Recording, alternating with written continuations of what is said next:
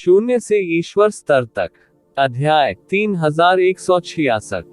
नमस्कार। आप कहानी में खो जाएं उससे पहले चैनल को सब्सक्राइब करें और नोटिफिकेशन ऑन करें। धन्यवाद। जिस स्तर पर वह संपर्क में आ सकता था, उसने मूल रूप से सोचा था कि अंकल ये सिर्फ एक शक्तिशाली भगवान थे। अधिक से अधिक वह एक ईश्वर राजा होगा। यह उसके हृदय में पहले से ही सर्वोच्च अनुमान था। इससे कोई फर्क नहीं पड़ता कि यह किस स्तर का ईश्वर था, यह पहले से ही उसकी कल्पना से बहुत परे था। लेकिन अब उसने पाया कि उसकी याद में अंकल ये बिल्कुल भी भगवान नहीं थे। कहा जा सकता है कि वह अनगिनत लोगों से बिल्कुल ऊपर थे। वह एक शाश्वत और अजेय सम्राट भगवान थे। उस प्रकार की शक्ति की तुलना कोई साधारण सम्राट नहीं कर सकता था। अपनी दृष्टि और ताकत से वह स्वाभाविक रूप से यह नहीं बता सकता था कि संप्रभु सम्राटों में से कौन अधिक मजबूत है और कौन कमजोर है। हालांकि वह ये भी बता सकता है कि सम्राट स्तर का क्रूर जानवर जिसे अंकल ये ने एक ही वार से मार डाला था, वह निश्चित रूप से अंकल ये जितना मजबूत नहीं था। और अब जो अधेड़ उम्र का आदमी अचानक सामने आया, वह शायद अंकल ये का प्रबल प्रतिद्वंद्वी होगा। अपने दिल में ये ज़िवेन अपने माता पिता के बराबर होने के लिए काफी करीब था। वह चिंतित कैसे नहीं हो सकता था, लेकिन चिंतित होने पर भी वह इसके बारे में कुछ नहीं कर सका। मूल रूप से उन्हें ये ज़िवेन के मामलों में बहुत दिलचस्पी थी, लेकिन ये ज़िवेन ने हमेशा अपना मुंह बंद रखा। पहले तो वह इसे समझ नहीं सका, लेकिन अब उसे पूरी तरह समझ में आ गया। ऐसा नहीं था कि ये ज़िवेन बात नहीं करना चाहता था, लेकिन वह भाग लेने के लिए बिल्कुल भी योग्य नहीं था। भले ही यह सिर्फ सुनने के लिए था, यह उसके लिए पहले से ही बहुत अच्छी बात थी। आम लोगों के लिए सम्राट लॉर्ड्स के बीच के रहस्य किसी मिथक को सुनने से अलग नहीं थे। हालांकि आखिरकार उसे अपने दिल में समझ आया कि यह किस प्रकार की आकस्मिक मुठभेड़ थी। हर किसी को बचपन से ही सम्राट भगवान का मार्गदर्शन नहीं मिल पाता। उन्होंने ये ज़िवेन की कई शिक्षाओं को ध्यान से याद किया। मूल रूप से उन्हें ये शब्द केवल इसलिए याद थे क्योंकि उन्हें ये ज़िवेन पर बहुत भरोसा था। अब उसने पाया कि यह काफी नहीं था। एक सम्राट भगवान की शिक्षाएं इतनी सरल कैसे हो सकती है? वे सच होने चाहिए।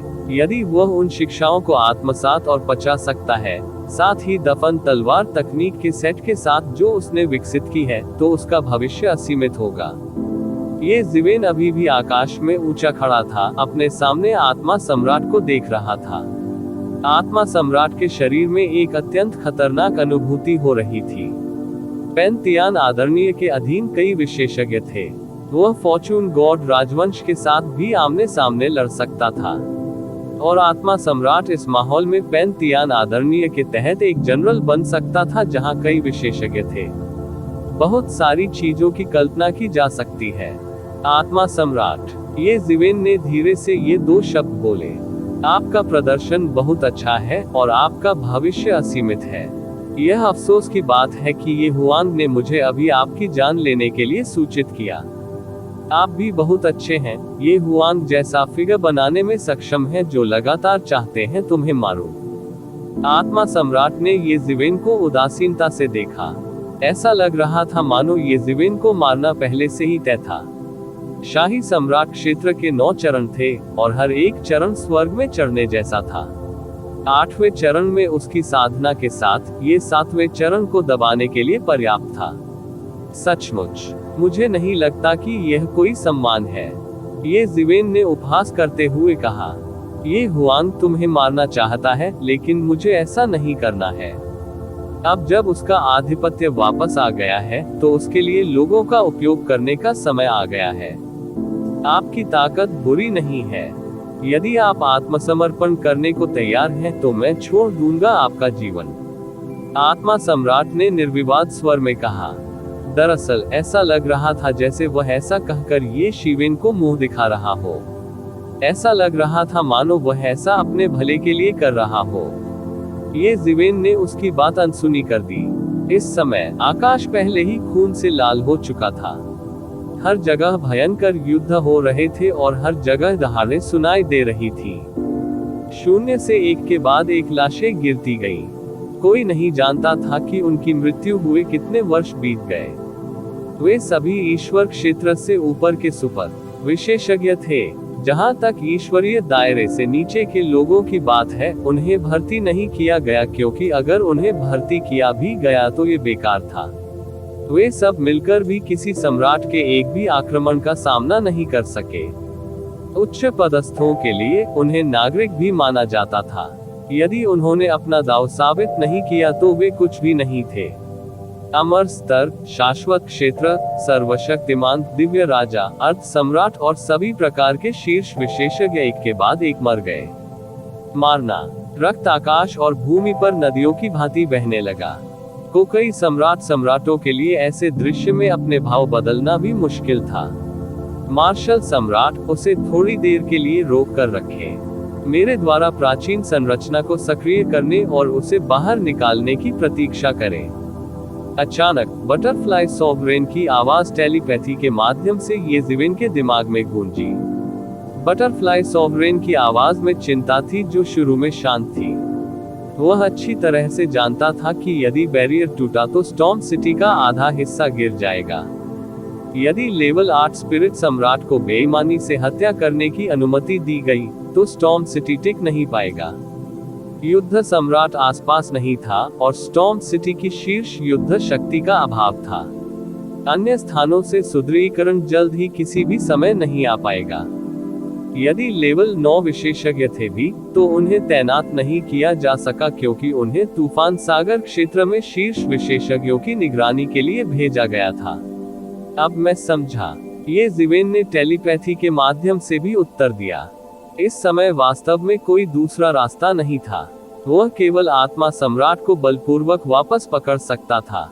ऐसा लगता है जैसे आप एक टोस्ट लेने से इनकार कर रहे हैं, केवल इसलिए कि आपको जब्त हुआ टोस्ट पीने के लिए मजबूर किया जाए। आत्मा सम्राट की अभिव्यक्ति ठंडी हो गई। उसे बाहर निकलने का रास्ता दिया गया, लेकिन वह ऐसा नहीं चाहता था। वह अपनी कब्र खोद रहा था। मैं तुम्हारी जान बख्श देना चाहता था, लेकिन ऐसा लगता है जैसे तुम सचमुच अपनी कब्र खोद रहे हो। चूंकि तुम स्टॉर्म सिटी के साथ मरना चाहते हो, मैं तुम्हारी इच्छा पूरी करूंगा। आत्मा सम्राट अंततः बोलते बोलते आगे बढ़ गया। उसकी आकृति एक क्षण में उड़ गई। जल्दी, जल्दी, जल्दी। एक पल में वह भयानक शक्ति येज़िवेन के सामने आ चुकी थी। उसके पीछे एक अजीब घटना सामने आई और हजारों असुर युद्ध क्षेत्र तुरंत बन गए। वे एक भयानक हमले में बदल गए और येज़िवेन की ओर विस्फोट कर दिया। येज़िवेन को मात नहीं देनी थी। टाइम रॉब उनके शरीर पर प्रकट हुआ और यह उनकी रक्षा के लिए टाइम डिवाइन किंगडम में बदल गया। उसी समय उसके सिर के ऊपर मार्शल सम्राट सील घूमती और ऊपर नीचे होती रहती थी। इससे 3000 मार्शल आर्ट फूटी और ये 3000 मार्शल आर्ट ही थी जिन्होंने लगातार विदेशी प्राणियों का वध किया। जहां भी वे गुजरे वहां लाशों का पहाड़ और खून का समुद्र था। पुनर्जन्म के 6 रास्ते मुट्ठी। येज़िवेन ने एक मुक्का मारा और 6 पथों की भयानक शक्ति उसकी मुट्ठी में एक ब्रह्मांड में विकसित होती दिख रही थी। ब्रह्मांड की शक्ति उसी में उत्पन्न और नष्ट हुई। बूम! येज़िवेन ने हजारों असुर युद्ध क्षेत्रों में सीधे अपनी मुट्ठी उड़ा दी। यह अज्ञात था कि कितने असुर युद्ध क्षेत्र नष्ट हो गए, लेकिन साथ ही अधिक असुर युद्ध क्षेत्रों का जन्म हुआ। इस असुर युद्ध क्षेत्र में आत्मा सम्राट युद्ध के एक अतुलनीय देवता की तरह था, जो हर चीज पर हावी था। इस आत्मा सम्राट ने वास्तव में युद्ध क्षेत्र के नियमों को विकसित किया। वध के इस युद्ध क्षेत्र में उसकी ताकत और बढ़ जाएगी और उसकी युद्ध शक्ति अधिकतम हो जाएगी। बूम! येज़िवेन के पुनर्जन्म के 6 पथों की मुट्ठी लगातार इन असुर युद्ध क्षेत्रों का गला घोंट रही थी, और ये असुर युद्ध क्षेत्र भी लगातार पुनर्जन्म के 6 पथों की मुट्ठी की शक्ति का गला घोंट रहे थे।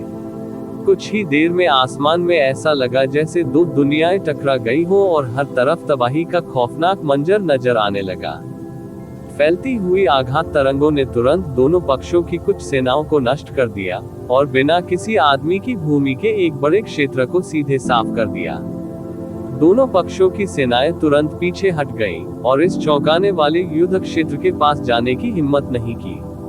ये सचमुच बहुत भयानक था, यहाँ तक कि सदमे की लहरें भी उन्हें एक पल में मारने के लिए काफी थीं। यहाँ तक कि सामान्य संप्रभु सम्राट भी सदमे की लहरों के विस्फोट से घायल हो सकते हैं। फिर वे उन दोनों के चारों ओर गए और सीधे फिर से लड़े। सर्वत्र रक्त ही रक्त था और आकाश तथा पृथ्वी से रक्त की वर्षा हो रही थी। ये बेहद क्रूर लग रहा था, और इस समय ये ज़िवेन और आत्मा सम्राट के बीच की लड़ाई अंततः तय होती दिख रही थी। ये ज़िवेन के पुनर्जन्म के 6 पथों की मुट्ठी की शक्ति पूरी तरह से नष्ट हो गई थी, और ये ज़िवेन ने अंतहीन असुर युद्ध क्षेत्रों से बचने के लिए ड्रैगन राइज और फीनिक्स फॉल का उपयोग किया था। आत्मा सम्राट के साथ लड़ाई में उसे नुकसान तो हुआ, लेकिन उसे कोई नुकसान नहीं हुआ। आत्मा सम्राट की भौहें थोड़ी सी सिकुड़ गईं, और उसकी आंखों में थोड़ा अविश्वास झलकने लगा। उनका जीतना स्वाभाविक था। उसकी ताकत ये ज़िवेन से कहीं अधिक थी, जो उसके पास थी। अभी 7वें दायरे में प्रवेश किया है, लेकिन उसके पास केवल ऊपरी हाथ था, और उसने वास्तव में ये ज़िवेन को घायल नहीं किया। इसी बात ने उन्हें सबसे अधिक आश्चर्यचकित किया। अभी उसने अपनी पूरी ताकत लगाई थी या नहीं, ये तो वही जानता था। 7वें क्षेत्र के संप्रभु सम्राट से कुछ भी हासिल न करना असंभव था। ये ज़िवेन वास्तव में अजीब था। वह 7वें क्षेत्र के अन्य संप्रभुओं से बिल्कुल अलग था। इसमें कोई आश्चर्य नहीं था कि रात्रि सम्राट जैसा बड़ा शॉट उसे मारना नहीं भूलेगा। यदि वह इस प्रकार के व्यक्ति को भर्ती नहीं कर सका, तो उसे जीवित नहीं छोड़ना चाहिए। उसकी आंखों से और भी तीव्र हत्या का इरादा फूट पड़ा। दूसरी ओर ये ज़िवेन भी असुर युद्ध क्षेत्रों की चपेट में आने से बच गए। वह थोड़ा आश्चर्यचकित हुआ। 8वां क्षेत्र वास्तव में शक्तिशाली था। पुनर्जन्म के 6 पथों की मुट्ठी जिसका उसने उपयोग किया था, पूरी तरह नष्ट हो गई थी। विशुद्ध रूप से शक्ति के संदर्भ में आत्मा सम्राट संभवतः 8वें क्षेत्र के शिखर पर था, और उसने अभी 7वें क्षेत्र में प्रवेश किया था। वह 7वें लोक के शिखर पर भी नहीं था। एन वक्त पर अगर वह समय रहते नहीं भागे होते तो उनके हाथ में चोट लग सकती थी। सौभाग्य से वह उसे मारना नहीं चाहता था, न ही वह उसे भगाने के लिए अपनी ताकत पर भरोसा करना चाहता था। वह बस उसे विलंबित करना चाहता था। ये ज़िवेन को भरोसा था कि वह अभी भी ऐसा कर सकता है। इसके विपरीत उसके मन में एक विचार उभरा। पहले वह गेंग मेटल टाइगर एम्परर को मट्टे के रूप में उपयोग करना चाहता था। दुर्भाग्य से गेंग मेटल टाइगर सम्राट उसका एक भी झटका नहीं झेल सका। लेकिन यह आत्मा सम्राट अलग था। उसकी ताकत गेंग मेटल टाइगर सम्राट से कहीं बेहतर थी, लेकिन नाइट सम्राट से कहीं कमतर थी। वह उससे अधिक ताकतवर था, लेकिन इतना भी ताकतवर नहीं था कि उसे मार सके। वह एक उत्कृष्ट वेटस्टोन था। उसकी साधना अल्प समय में सामान्य ज्ञान से आगे बढ़ पाएगी या नहीं, यह उसके सामने मौजूद आत्मा सम्राट पर निर्भर था। केवल सबसे तीव्र और खतरनाक स्थितियों में ही कोई व्यक्ति अपनी पूरी क्षमता का पूरी तरह से उपयोग कर सकता है। क्या मट्ठा है?